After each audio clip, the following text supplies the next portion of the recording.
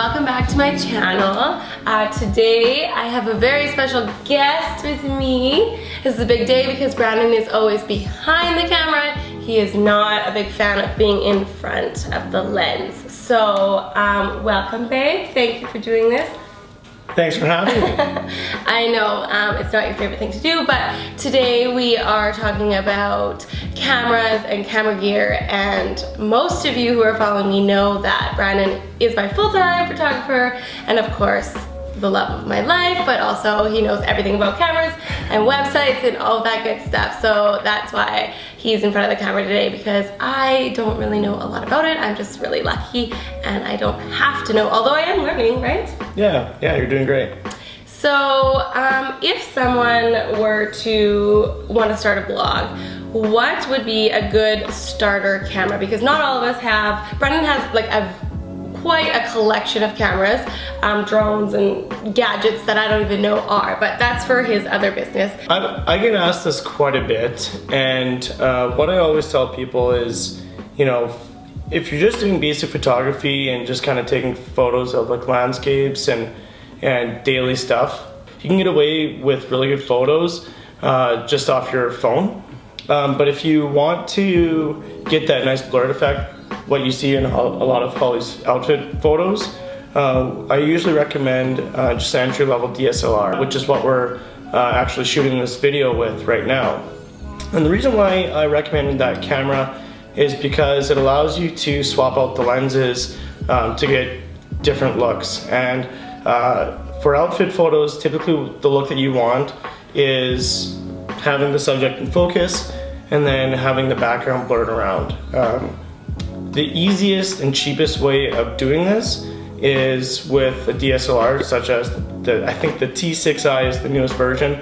And then I always recommend the Canon 50mm 1.8. So this lens, the reason why I recommend it rather than the kit lens that typically comes with that camera is because it allows you to get that blurred effect. The 50mm 1.8, the 1.8 is the aperture. The aperture is basically the speed or basically how much light the camera lets in.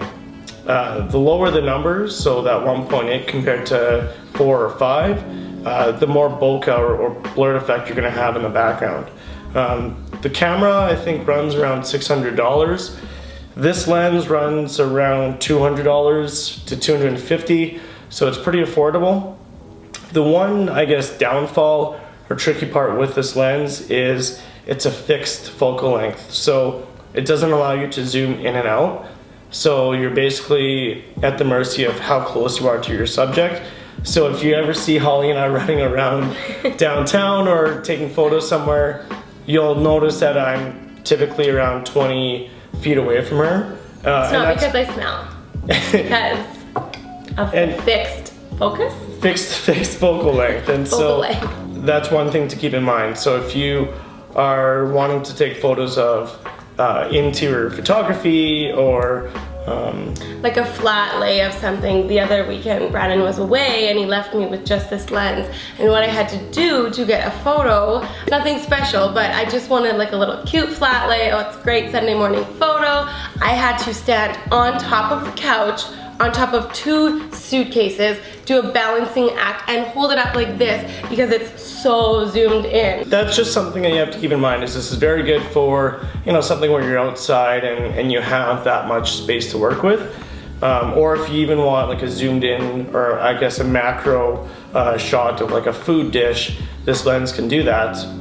But it's gonna be difficult to capture more of the environment. We use pretty much this lens for most of your outfit photos. Getting into more environmental and landscape photos, oftentimes when you travel, we want to showcase even what the street or what the restaurant looks like.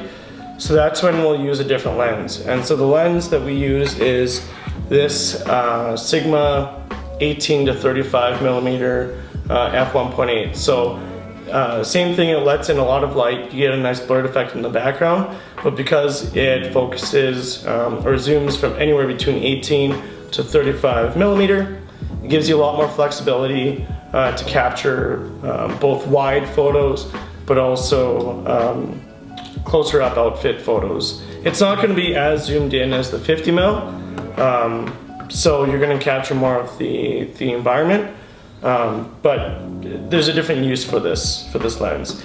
This is a little bit more expensive. This lens runs, I think, around $1,200, $1,300. We also use this a lot for video, and I can get into that a little bit more as to why this lens is a great choice. But yeah, that's basically the two lenses that we use. The other lens that I use more for real estate photography is the Tokina 11-16 f2.8 lens, which is basically a super wide angle, lets you capture more of the basically the entire space of a room, or if you're outside and you want to capture an entire building without being too far away, it's great for that. Okay, so I hope that's answered a few questions. I know I get some people will email me asking me kind of what I would suggest for cameras. Some people will comment on a photo saying, oh, what are you using to shoot this? And then I always have to text Brandon or ask him because I'm just not sure. I've learned a lot from this video. I hope you have too. Please let us know if you have any other questions. Send an email, comment below. Don't forget to like this video because Brandon's in it and that's a big deal. He's never in front of the camera. So like it, leave him a comment, tell him he did a great job. Don't forget to subscribe if you're not already. And thank you so much for watching and we'll see you next time. Bye. Thanks guys.